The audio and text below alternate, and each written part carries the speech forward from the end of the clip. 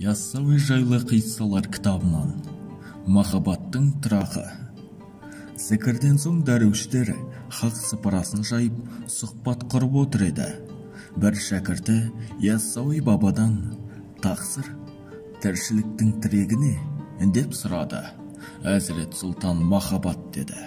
Оның жайы қайда? Жүректе. Тәңірі тағала бір сипатынан махаббатты жаратты. Жәбірейіл періштеге махаббатқа жай іздеп, жақсылап жайғастыр деді. Періште оны аршыға орналастырды. Махаббат ол жерде ұзақ тұра алмады.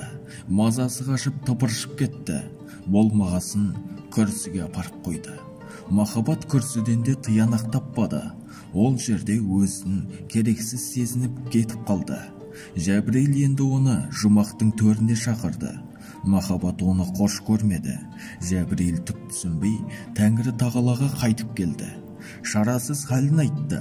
Жаббар хақ махаббатты шақырып: «Ей махаббат, сен неге аршы, күрсі, 8 жәннатқа жайғаспадың?» деп сұрады. Махаббат сонда: «Уа Тәңірім, менің сүйікті мекенім адамның жүрегі. Жүсіпті Зілейхаға, Ләйліні Мәжнүнге, Мұхамбетті Қадишаға қосқым келеді. Сүйгенді ғашығына жолықтырған маған көбірек ұнайды. Досты досқа, шәкіртті ұстазға, құлды иесіне жалғайтын көпір болғым келеді. Маған жүректен орын бер» деп арысын айтты. «Аллах Алла, мен де осы ойыңды қош көремін. Аршыға жайғасып соны місе тұтқаныңда назарынан кесілер едің. Күрсінім мәртебе тұтқаныңда рахметім түспес еді. Жұмақтың рахатына еңбексіз батқаныңда қадірсіз қылар едім. Көңілімді таптың. Енді салтанатпен барда адамның жүрегінен жай ал» деді. Осыны естігенде махаббат шаттана сала берді.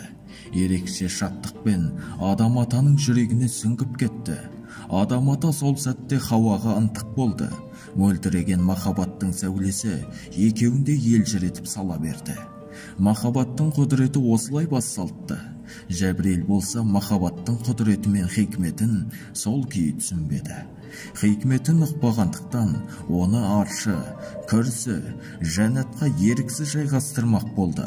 Сондықтан махаббат періштенің бойына шықпады.